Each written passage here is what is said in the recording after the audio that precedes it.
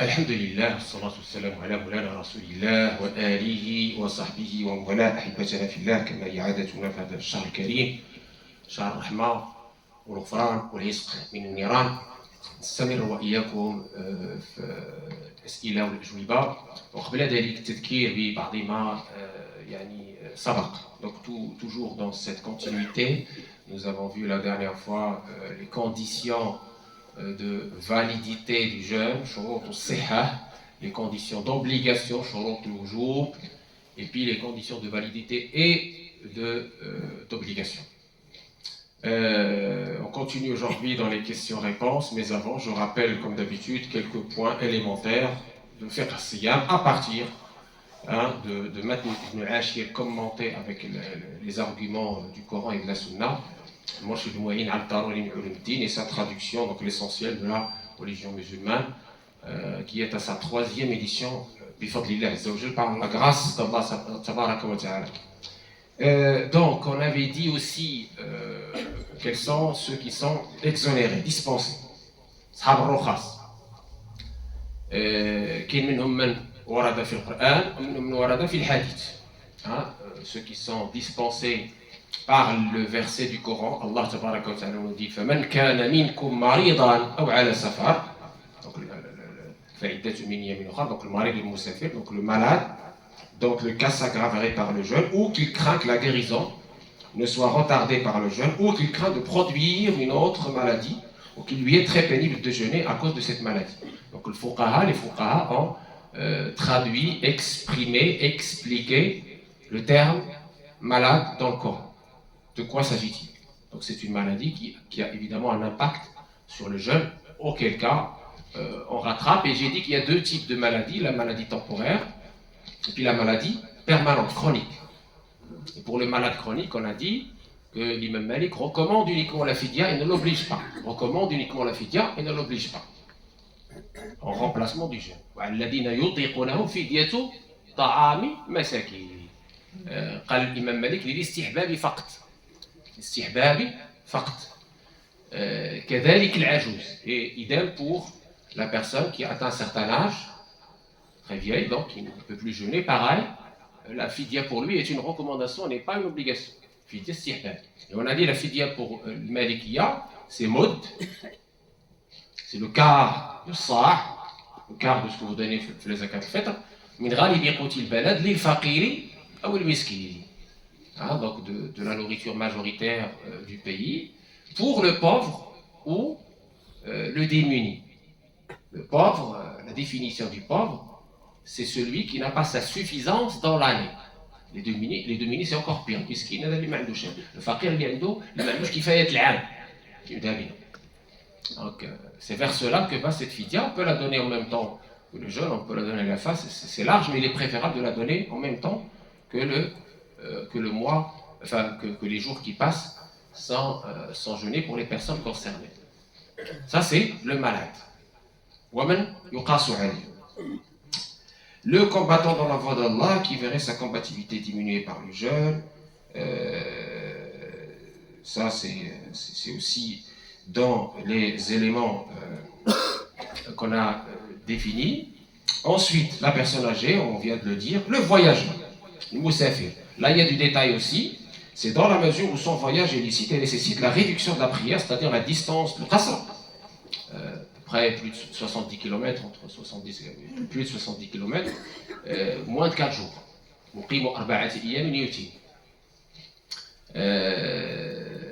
Et donc pour les Malikites, contrairement aux Shafi'ites et aux Hanbalites, il est préférable pour le voyageur de jeûner, sauf difficulté. يقول الله تبارك وتعالى وأن تصوموا خير لكم وأن تصوموا خير لكم إن كنتم تعلمون, selon le verset coranique, et si vous jeûnez c'est bien pour vous si vous saviez. Très bien. Donc il est préférable pour le voyageur s'il peut de jeûner, sauf si cela présente une gêne ou une difficulté pour lui. D'accord. Celui qui a perdu la raison, on a dit celui qui devient fou ou s'évanouit à l'aube au moment de l'intention niya, ou celui qui s'évanouit après l'aube pendant toute la journée ou une grande partie de la journée, plus que la moitié. Il rattrape ce jour-là. On a parlé de la raison, qui est une condition parmi d'autres conditions.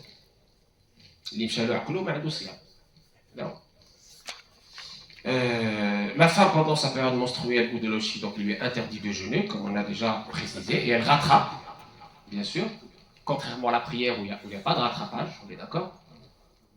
Pourquoi? Parce que la prière, ça fait beaucoup, le jeûne, ça fait peu. La femme enceinte, et on a spécifié les phases de la femme enceinte, on a splitté ça en 3 phases.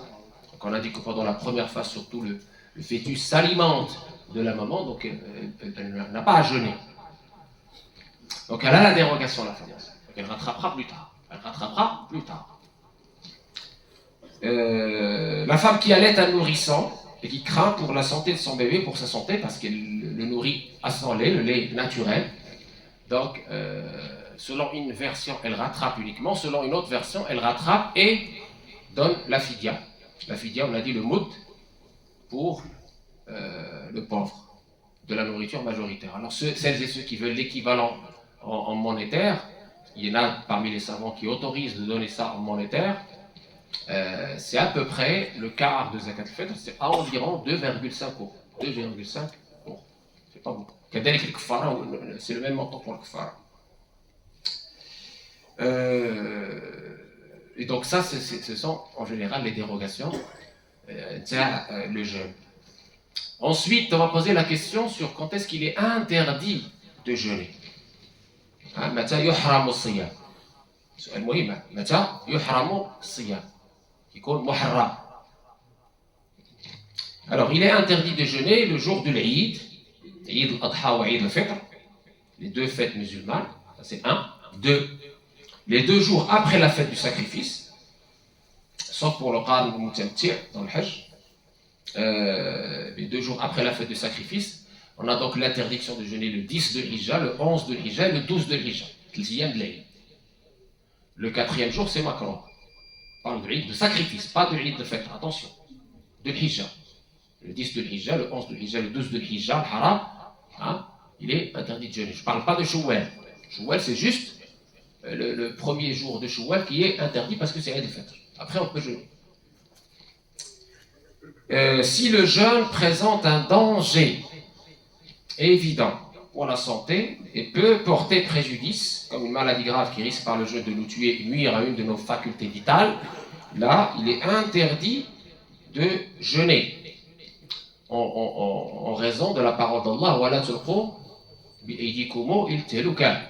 ne vous mettez pas dans le préjudice parce que notre corps est un dépôt d'Allah chez nous. Il nous l'a confié, donc on ne va pas lui porter préjudice. Donc Allah في نفوسنا ما نظلموش نفوسنا ما نضروش نفوسنا ضرر يزال كما في القاعدة الشرعية وقل الله تبارك وتعالى يريد الله بكم اليسر ولا يريد بكم العسر وقل الله تبارك وتعالى ما جعل عليكم في الدين من حرج وقل الله تبارك وتعالى لا يكلف الله نفسا الا ما اتاها وقل الله تبارك وتعالى لا يكلف الله نفسا الا وسعها كلها ايات واضحات وقل الله تبارك وتعالى اتقوا الله ما استطعتم اذا لا يكلف الانسان فوق ما يطيق à l'impossible nul n'est tenu, c'est une règle d'or dans notre belle religion. Très bien. Pendant la période de l'oshi pour la femme et pendant la période menstruelle de la femme, c'est interdit. On a dit que c'est une pause, c'est un repos biologique qu'il faut absolument respecter. Et puis, ça c'est très important concernant le jeûne obligatoire. Là, je parle du jeûne obligatoire. Pour la femme qui a ses menstrues sur l'oshi, ça sera un jeûne obligatoire ou surrogatoire, c'est interdit de jeûne. Très bien. Pour tout ça, c'est tout le jeûne. Jeûne obligatoire, on parle du mois de Ramadan, mais c'est tout le jeûne ici. Et puis les fuqaha malikites et autres ajoutent le jeûne de la femme mariée sans le consentement de son mari s'il est présent, et s'il s'agit d'un jeûne surrogatoire uniquement. Le jeûne obligatoire, on demande à personne. Il est maintenant détestable, makrouh, de jeûner. Pour le fiqh al-maliki, après on peut voir aussi pour le fuqaha al-madahib al-arba'a, le troisième jour après la fête du sacrifice. Donc on a dit 10, 11, 12 de Hijja, c'est haram. 10, 11, 12 de Hijja, c'est haram. Qu'est-ce qui reste? Le 13. Le 13, c'est seulement makrouh. Très bien. De jeûner le jour de la naissance du prophète, alayhi salatu wassalam, le Mawlid Nabawi, car il ressemble, pour les Malikites, à une fête. جميع المالكية يكرهون صيام يوم المولد النبوي. كراهة ماشي تحريم. الوصال, le jeûne ininterrompu pendant 2 jours de suite ou plus sans manger la nuit. كاين غادي يقول لي وكان النبي عليه الصلاة والسلام يفعل هذا، ولكن النبي صلى الله عليه وسلم نهى عن فعله، لأن قال ليس كهيئتكم إنني أبيت عند ربي يطعمني ويسقي. Donc le prophète عليه الصلاة والسلام, il lui arrivait effectivement de temps en temps de faire ce jeûne ininterrompu, de ne pas prendre de repas du soir et de continuer à jeûner. Et il interdisait de le faire. Et quand on lui a dit, mais ô prophète, toi tu le fais, il a dit, moi je ne suis pas comme vous. Allah me nourrit par sa miséricorde. C'est parmi les spécificités. On appelle ça khasa'is muhammadiyya. C'est parmi les spécificités muhammadiennes.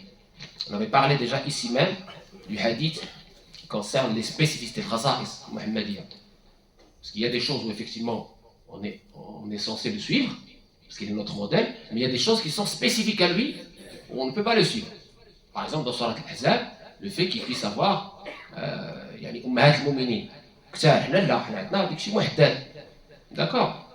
Le fait pour lui qu'on ne peut pas épouser ses épouses après lui. Parce qu'ils deviennent nos mères. Surat Al-Ahzab, lisez Surat Al-Ahzab. Le fait que pour lui, il dormait profondément, il ne renouvelait pas ses ablutions. Et quand on lui demandait, il disait mes yeux dorment, mais pas mon cœur. C'est spécifique au prophète, etc. etc. Et on a beaucoup de. J'ai cité quelques-uns.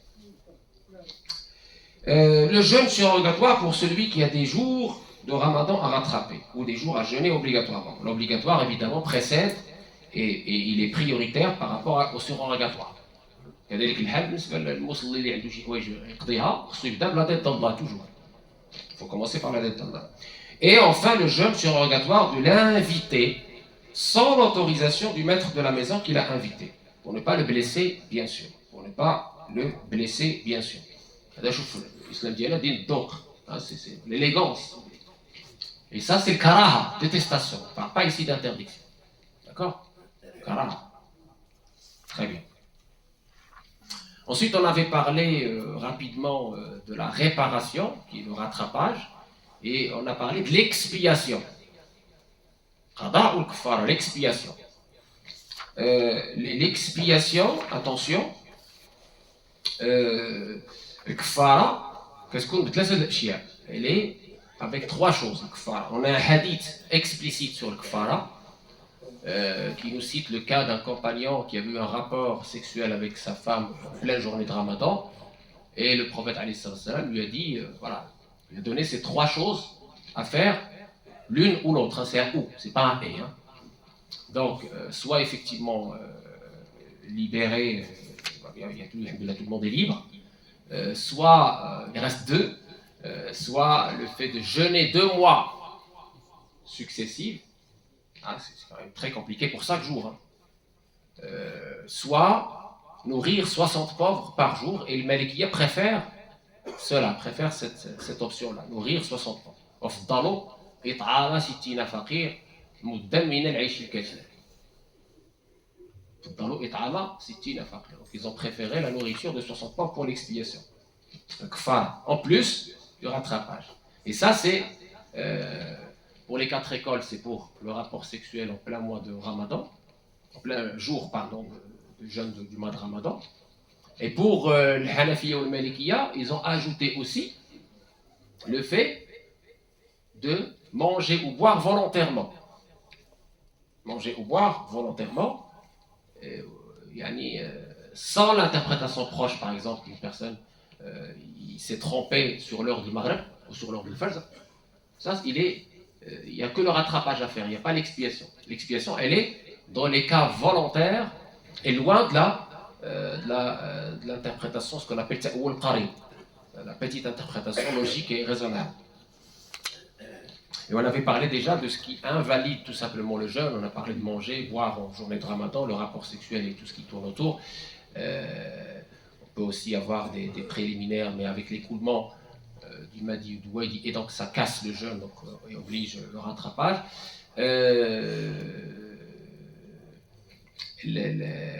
Et vomir volontairement aussi.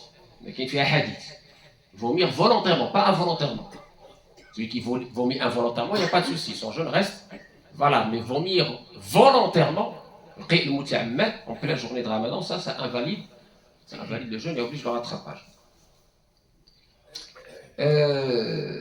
Très important aussi, voilà. Les 4 conditions qui doivent être réunies ensemble pour être soumis à l'kfar, à l'expiation en plus du rattrapage. 4 conditions. Que l'infraction, que la rupture, soit commise au mois de Ramadan, le jour, vu sa sacralité. Il ما كاينش كفاره الا ما كناش في رمضان.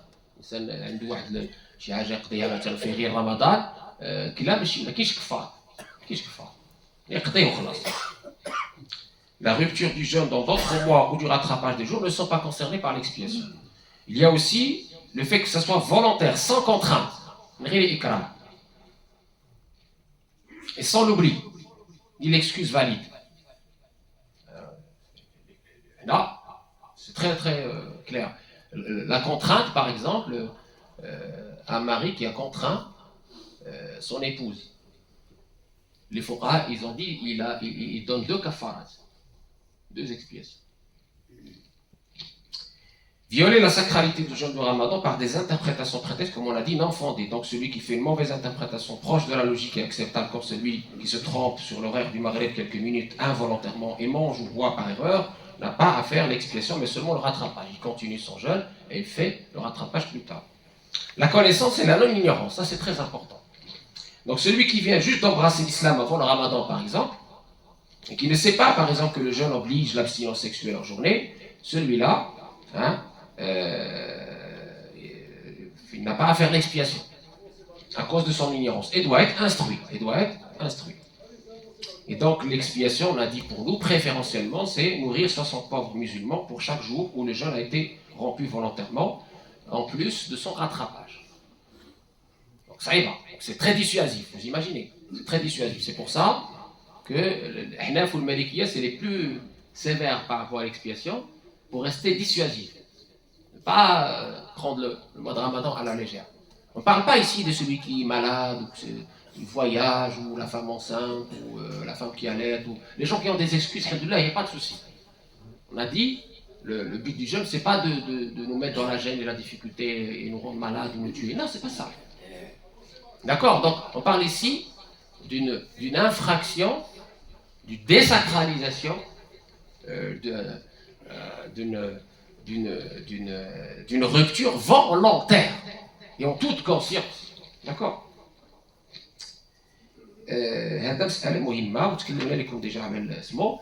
كذلك من الأمور اللي هي خاصة وسألوا عليها الناس بزاف الأسئلة اللي وردات قضية الحجامة ولا بريز دو سون. الحجامة ولا بريز دو سون. Hijama, la ventouse ou la saignée ou la prise de sang n'invalide pas le jeûne, bien que cela soit détestable en journée pour le jeûneur, si cela risque d'affaiblir le jeûneur. En effet, dans le hadith sahih de Ikrima, Ibn Abbas rapporte que le prophète a pratiqué le hijama, la saignée, la ventouse, alors qu'il jeûnait. L'imam Malik déteste la hijama pour le jeûneur, mais il dit qu'elle ne rend pas le jeûne invalide. Donc, Muwatta Malik, celui qui en état de jeûne pratique une saignée, on ne désapprouve pas, on ne déteste pas le faire de faire une saignée au jeûneur que par crainte qu'il ne s'affaiblisse. Et à part telle cause, elle n'est pas à refuser, à détester. Celui qui pratique la saignée et ne rend pas son jeûne par le fait de manger ou boire à cause de la faiblesse physique engendrée jusqu'au soir, son jeûne est valide. Il n'a pas à rattraper. إذن المدونة الكبرى للإمام مالك هي من الأمهات الأربع تاع الإمام. إذن par analogie, qiyasan, la prise de sang, الإنسان يحيد الدم في نهار رمضان Il n'y a rien à rattraper pour la prise de sang. On peut faire une prise de sang plein mois de Ramadan, ça n'invalide absolument pas le jeûne par ce hadith authentique que vous venez d'entendre, par la pratique du prophète alayhi salam. Il faisait donc une saignée sans pour autant rattraper ce jeûne. Son jeûne restait valide. Sauf si la personne elle va s'affaiblir avec cette prise de sang, ça c'est autre chose. Il aura là l'excuse de la maladie à ce moment-là. C'est autre chose. Bien. La pollution nocturne. Janab al-layliya. Aw min an-nawm. Personne dort, elle a une pollution nocturne, c'est-à-dire elle a une émission de sperme incontrôlée. Il dort. Que ce soit la nuit ou même le jour. Ça n'invalide pas le jeûne. Ça n'invalide pas le jeûne. Pour la pollution nocturne, qu'il y a beaucoup de gens sur internet, ils propagent un hadith de Abu Huraira où il est dit que l'isbah ou le janaba, c'est-à-dire le fait d'avoir une pollution nocturne et que le matin on ne se lave pas, invalide le jeûne. Sachez que le jumhur, l'unanimité, contredit cela. Pourquoi? Parce qu'il y a le hadith de Salama et de Aïcha qui nous disent le contraire, qui nous disent que la pollution nocturne, même si on retarde le ghusl, le lavage rituel, on le retarde après le fajr, cela n'invalide pas le jeûne. Cela n'invalide pas le jeûne. Et on a questionné Abu Huraira. On lui a dit, mais tu as dit ceci et cela, mais on a le hadith, on a Salama, l'épouse du prophète et Aïcha, qui ont dit que ça n'invalide pas. Elle dit, donc, excusez-moi, Salama et Aïcha sont meilleures connaisseuses que moi du prophète alayhi salam. Vous comprenez? Vous voyez l'abnégation de ces gens-là, c'est-à-dire, oui, je peux me tromper. Si Aïcha et Salama l'ont dit, c'est que c'est vrai, parce qu'ils sont plus intimes avec le prophète, plus intimes, ils connaissent mieux que moi. Le fiqh intime du prophète, nous l'avons reçu par Aïcha. D'accord? Vous avez compris? Là, Aïcha, certains savants ont dit peut-être que la version de Abu Huraira a été abrogée, نسخت بحديث أم سلمة وعائشة هكذا في بداية مشاهدات القصص لابن رشد وغيره. إذن هذا بالنسبة للجنابة الليلية. بطبيعة الحال celui qui fume une cigarette en pleine journée de Ramadan, le jeûne est invalide, de toute évidence. D'accord? Le henna ou la pommade dans les cheveux, la tête, tout ça, ça n'invalide pas le jeûne. Ça n'invalide pas. Mais si vous le moftirez, d'accord?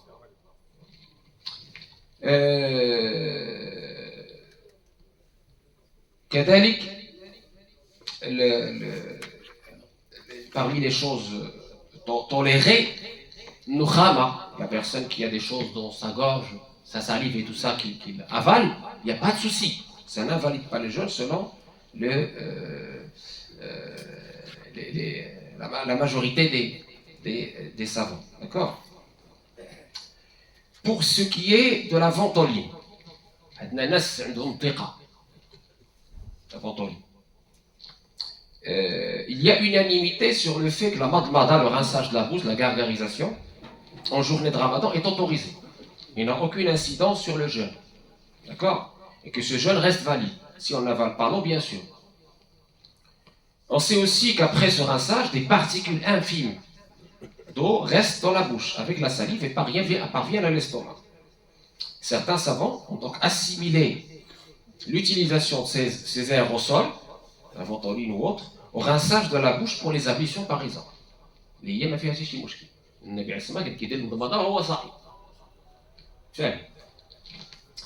Car la quantité de liquide présente dans ces médicaments est très peu significative et les autres composants sont essentiellement de l'air qui arrive aux poumons. Ce qui concerne ici, c'est les poumons, pour dégager les poumons. Donc, ils ont dit qu'elle n'invalide pas le jeûne. N'invalide pas le jeûne. D'autres ont estimé qu'elle invalide le jeûne puisque la composante liquide constituant ces médicaments arrive à la gorge ou à l'estomac. La personne, donc, dans tous les cas, continue de jeûner sa journée.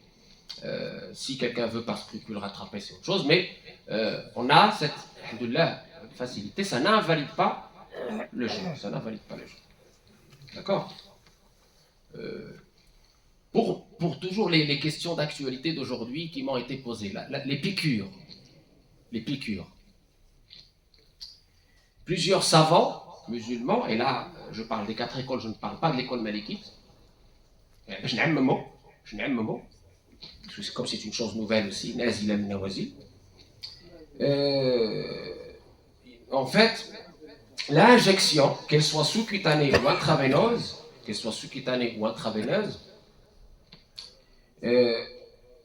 ne provoque pas de rupture de jeûne. Car ce qu'elle dépose dans le corps, médicaments ou sérum ou produits anesthésiants, ne se déverse pas dans l'estomac, ni dans la gorge d'ailleurs. L'argument principal des savants qui sont de cet avis est de dire que ces injections ne font pas parvenir les médicaments à la gorge ni à l'estomac. Attention, il y a une exception. Les piqûres nutritives. Les savants considèrent que les piqûres nutritives rendent invalide le jeûne. L'argument principal de ces savants est le fait que parmi les bases, les piliers du jeûne, c'est s'abstenir de nourriture, de l'aube, jusqu'au coucher du soleil. Or, ces piqûres nutritives alimentent le corps et fortifient le corps, et sont contraires ainsi à la sagesse du jeûne. Donc la personne qui est dans cet état-là, il est considéré évidemment malade parce qu'il a besoin de ces piqûres. Donc, elle invalide le jeûne. Très bien. Si c'est une maladie chronique, il va faire le fidya. Si c'est pas une maladie chronique, il va rattraper plus tard, ou khalas. Vous voyez la nuance piqûre normale, piqûre nutritive, vous voyez.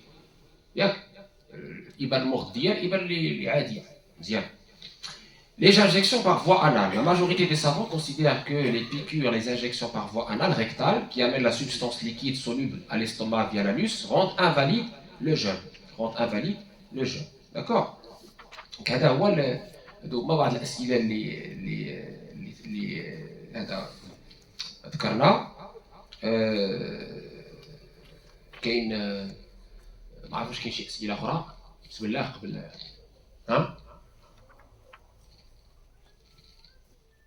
هادو الأسئلة اللي جاتنا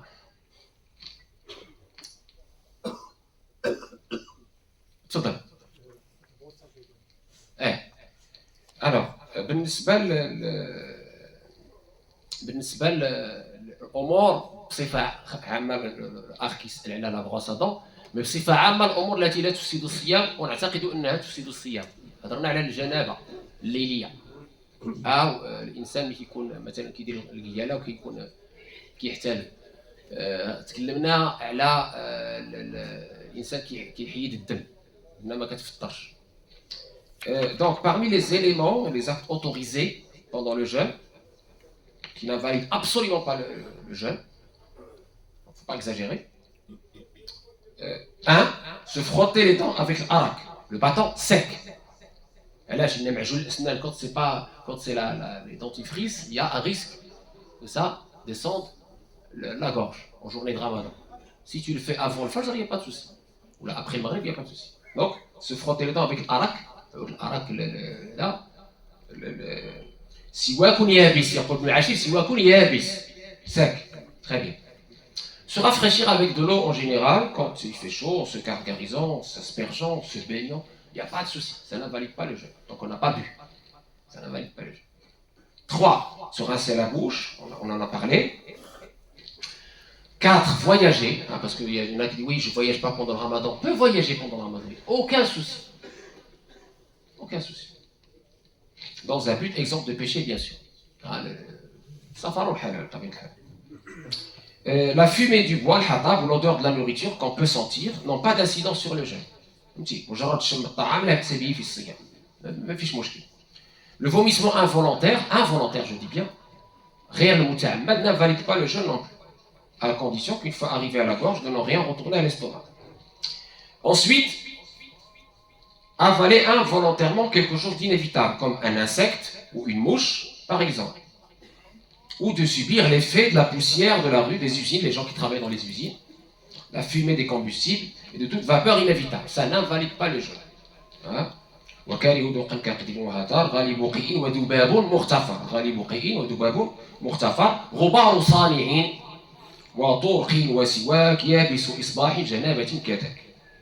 D'accord? Avaler sa propre salive, les sécrétions de son nez, de sa gorge, ou de ses poumons, ne rend pas le jeûne. C'est une maladie, la personne elle est malade, voilà, il n'y a pas de souci. Ça vient de chez toi, c'est pas du vomi, c'est pas, voilà, c'est toi. C'est des sécrétions de ton nez, voilà.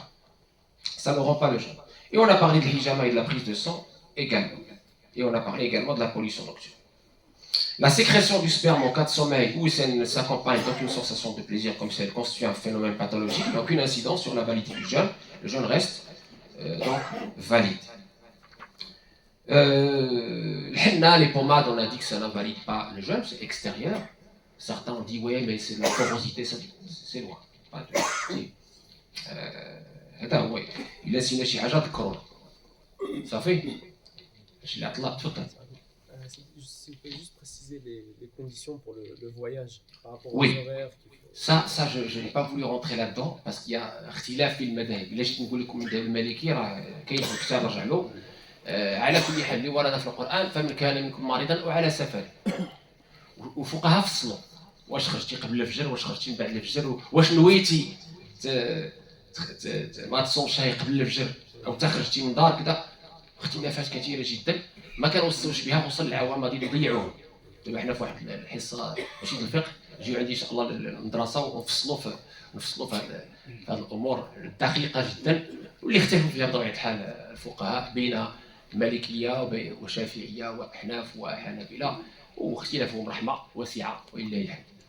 اسئله اخرى ان شاء الله في هذا. بارك الله فيك. يعني سؤال متكرر، الفدية العام هذا تقريبا كم تكون؟ يعني احنا قلنا مد هي تقريبا هذا العام هذا جات 2 اورو 50 سنتيم تقريبا. بارك الله ان شاء الله. جزاك الله خير. شوفوا المسكين. ايوا الرائحه اللي طيبه ما كتفطرش، لا تفطر، ماشي كتاكلها ولا غير بعض الفقهاء كرهوها. كاين واحد الكراهه هي parmi les avons qui l'ont détesté pour différentes raisons. Mais ce qui est sûr et certain, ça n'invalide pas le jeûne. Mais عدا البخور، انا قلت هنا البخور l'encens parce que celui-ci possède des composantes sensibles liquides. Si on l'aspire et qu'il monte à la gorge, pourra rendre le jeûne invalide. Parce que البخور حاجه اخرى، هذيك البخور القوي هذاك الانسان يبعد عليه في نهار رمضان. Le jour en journée, vaut mieux l'éviter. D'accord. هذا هو. كاين بزاف الناس كيبقاو يضيقوا على راسهم. beaucoup de gens qui vont rendre les choses impossibles كذا. سمعت واحد كاع قال لهم داك الديودورون ما ديروش لو ديودورون في رمضان. الله يلعن الشيطان. Tu peux mettre le déodorant au mois de Ramadan, il n'y a pas de souci, quel est le problème? Tu peux te doucher au mois de Ramadan, tu peux mettre du shampoing. Sauf faut pas le manger, c'est tout. C'est tout. Faut pas exagérer, extrapoler. الصيام معروف ترك وطئ أكله وشربه والقيء مع إيصال شيء للمعدة أو القيء المتعمد أمور واضحة هذه من الفجر إلى غروب الشمس. هذا الله ينفعنا بما سمعنا والله يتقبل منا جميعا والله يجعل صيامنا صيام الأبرار، صيام ماشي غير العموم، صيام الخاصة وصيام خاصة الخاصة كما كنقولوا دائما، يكون صيام ديال الجوارح، صيام اللسان وصيام القلب الأذى إن شاء الله.